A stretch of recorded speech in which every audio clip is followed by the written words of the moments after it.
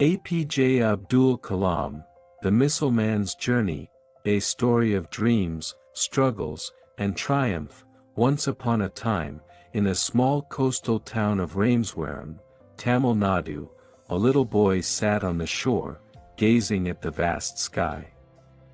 His eyes sparkled with curiosity.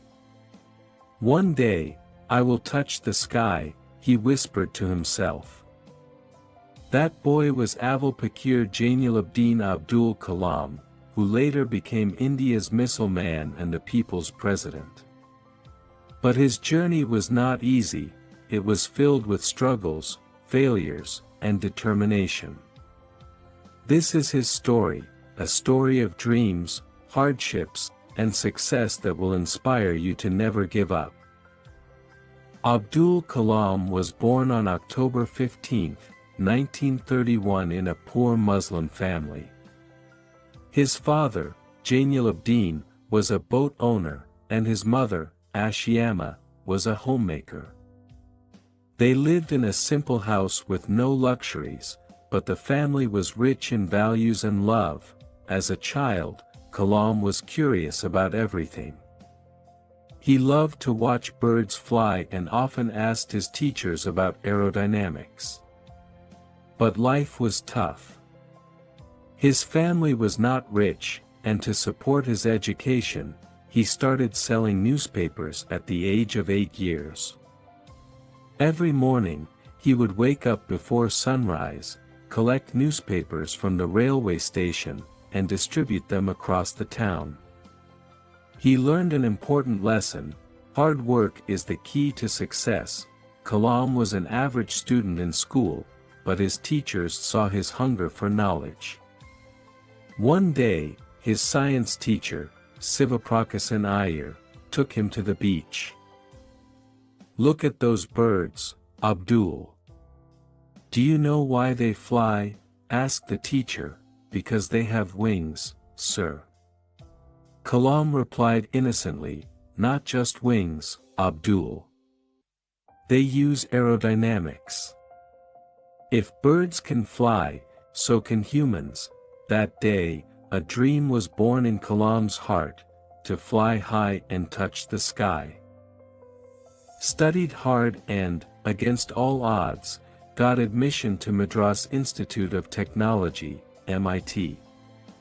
But there was a problem: his family was too poor to pay the fees. His sister, with tears in her eyes, sold her jewelry to fund his education. Kalam was deeply moved and promised himself, "I will make my family and my country proud." After graduation, Kalam joined the Defense Research and Development Organization, DRDO, as a scientist. His first big project was to design a small aircraft. Excited, he worked day and night.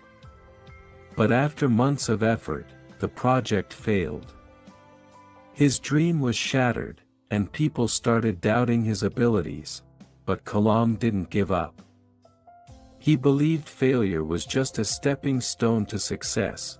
Kalam got an opportunity to work at Indian Space Research Organisation, ISRO, under the legendary scientist Dr. Vikram Sarabhai.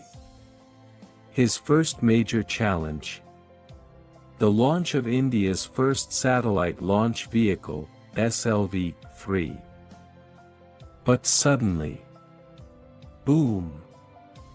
The rocket exploded mid-air. The mission had failed. The next day, Kalam's boss, Satish Dhawan, called a press conference. Instead of blaming Kalam, he took responsibility. "Failure is a part of success. We will try again," he said. Kalam was deeply inspired. He worked harder, corrected the mistakes, and in 1980, India successfully launched its first satellite into space. The entire country celebrated. Kalam had made history. He rushed home, performed her last rites, and returned to work the very next day. "My mother always taught me to put duty above everything," he said. his dedication and patriotism were unmatched. In 1998, India was preparing for a secret nuclear test at Pokhran. The entire world was watching India, and spies from other countries were trying to find out about the test. Kalam and his team worked undercover.